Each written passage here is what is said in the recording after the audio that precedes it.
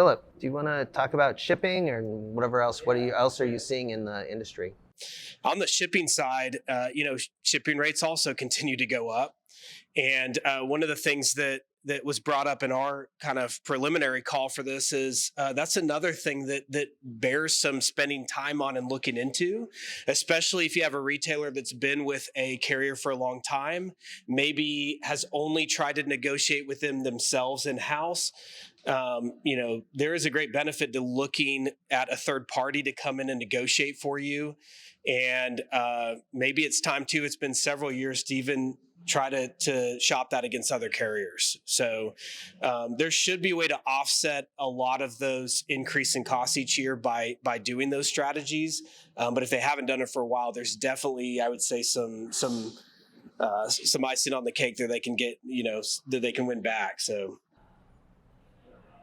No, that's great. I mean, looking at Marketplace Pulse, if you look in early on in 2019, it was $2,000 for a, excuse me, a 40-foot container from China to get it to the U.S. It's been in the 15 and up to 20K for the last year. Okay, I mean that is just a huge incremental cost that increases, for the clients, and so we there are a lot of things that we really want to look out for. So there's also companies that will, and I think Philip, you brought this up yesterday, that will audit e-commerce companies' shipping bills and get refunds for them, right? So, hey, the FedEx or UPS didn't live up to their delivery standard. It was late or it never got there or whatever. Like, you get a refund. You're never too big for those. I think Refund Retriever and other companies like that, like those are great to sign up for at any time. I'll let Philip give his opinion on negotiating, like when you're big enough to negotiate. Yeah. I'm trying to think back when we did it. There's a couple of different strategies you can go about. If you're smaller, probably just starting out, trying to put multiple carriers together, shop them against each other. Even without a very sophisticated retailer, the carriers are going to lower their rates to you just by doing that. Also, making sure they're using more than one carrier. If they're only using UPS and they ship lightweight products, they're getting killed, or FedEx, because the USPS will destroy them on price on smaller items. So just, having at least some software in place, I think ShipStation will do it, that will be a little sophisticated about rate shopping is going to help. But at a certain point, it does help bringing in a company that can negotiate for you.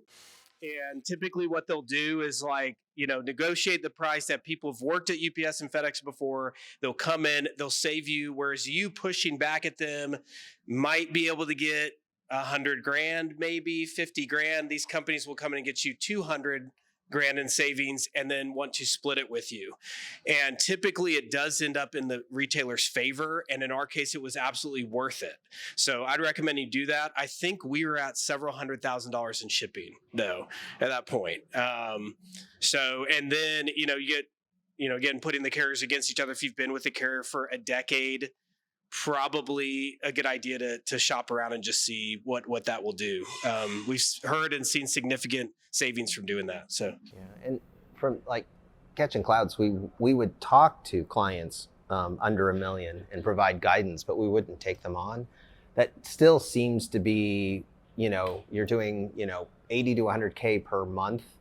Really is that evolution that, look, you need to be looking farther forward. You've become a real business. Just below $1 million, Acuity, and we can provide support for some of those businesses, but not when they're just too small. They go out of business. That was one of the reasons we had a couple clients go out of business. We're like, yeah, we're going to work with the larger clients.